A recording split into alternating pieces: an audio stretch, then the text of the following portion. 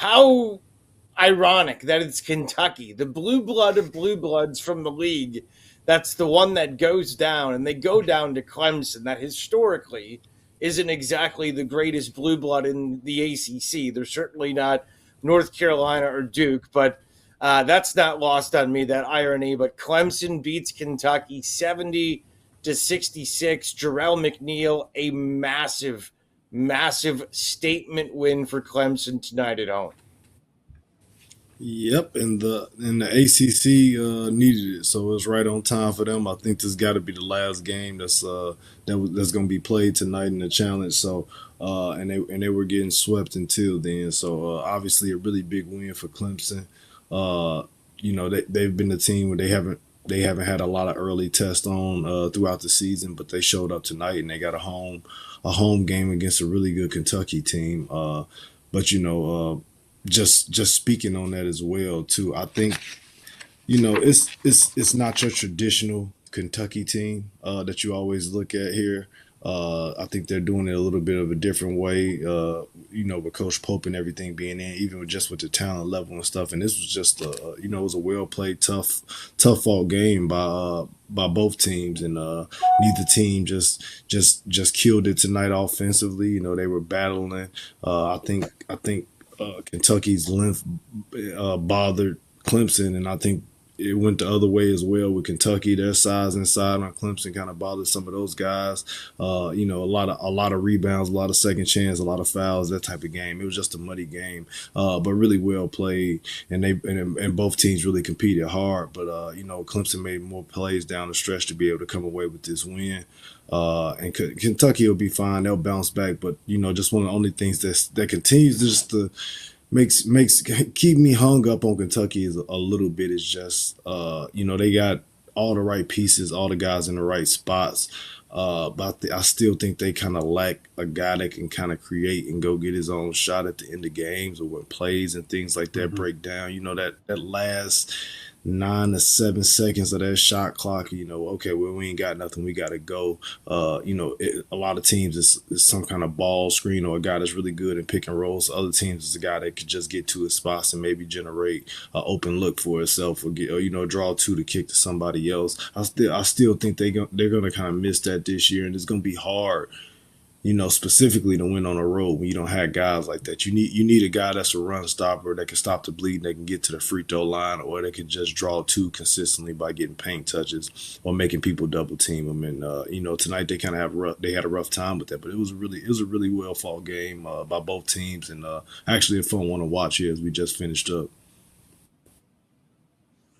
CJ, can they find that guy? Is that guy on the roster, or is it just Kentucky's limited? I think it's Lamont Butler, but he's not like the most dynamic breakdown guy. But he is somebody he's done a good job getting into the paint so far, especially in transition. In that Duke game, he was really good. I think that Mark Pope is a good enough offensive coach for them to kind of figure it out night in and night out, and they've got such good 3-point shooting that it spreads the floor and open up those double gaps and stuff for guys like Lamont Butler. Otiga always the other guy that can get downhill a little bit. But I think Jarrell's right. Like they don't have the usual they don't have the pros that we're used to seeing at Kentucky, but it is just a really good, experienced, I think, smart team that kind of knows who they are. And there's no shame in going to Clemson and losing that game. Jarrell, I'll throw it back to you. Like, how hard is it, remembering from your career, first big road game this is the first time Kentucky's gone on the road this year. First true road game. How tough was that every single year? It seems like a lot of high majors, no matter, even if you're favored or not, and I'm pretty sure Clemson was probably favored in this game. I know they were by, I think, a point at Ken Palm. I'm guessing Vegas followed along. But how tough is that to go on the road for the first time every season?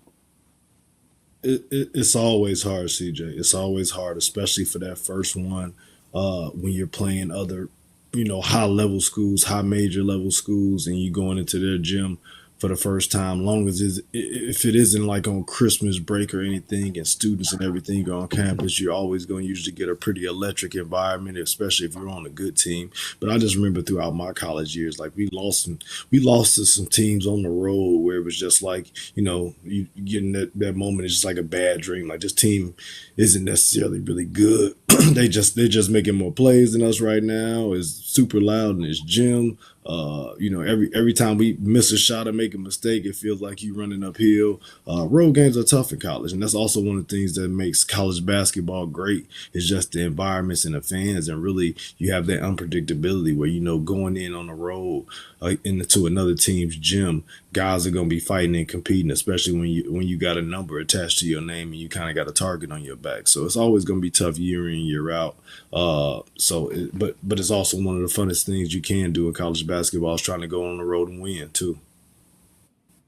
All right, so Clemson beats Kentucky 70-66, and I think road games are certainly one thing, and they're big, and they feel big. I think in this case, though, it's a non-conference challenge.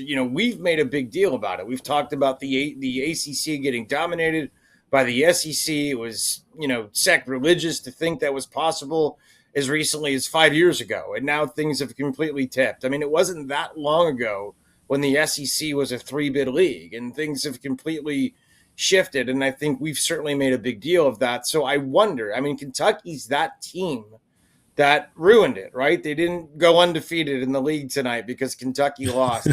I just wonder, like Jarrell, from a player's perspective, do you get up more for these road games? I mean, when you're playing a non-conference team and it's one of these challenges, do you care more as a player? Yeah, absolutely. And you have pride first and foremost in the school that you're at, but also in your conference. And I know when we were in school, it was the Big East, but it was the 16-team Big East. So, and I think back then we started doing the challenge. I think we matched up with the SEC at one point for our challenge too, early on. But this was obviously years ago. But you take pride in that. You don't want to be the team that lets that lets your conference down. You want to try to hold serve, as they would say, and obviously it gets the competitive juices flowing a little bit more when you get opportunity. When you like all the games are on TV, you get a chance to watch all the other teams and how they're faring before or after your games too. And you definitely better know that those guys are keeping count as well too, and keeping track, just to try to see, not only who's the better team, but which league is better. But I think these are really fun matchups as well too when we get these conference versus conference. Whether it's Big East versus the Big 12 or ACC versus the SEC, however, any way you do it, you're always going to get some really good matchups out of it. And the fact that they're doing true road games, with these matchups too, just gives it an even better feel. You're able to kind of tie in some of your fan bases, and we get some really cool matchups early in the year or right when we're getting into the conference season that we wouldn't usually get.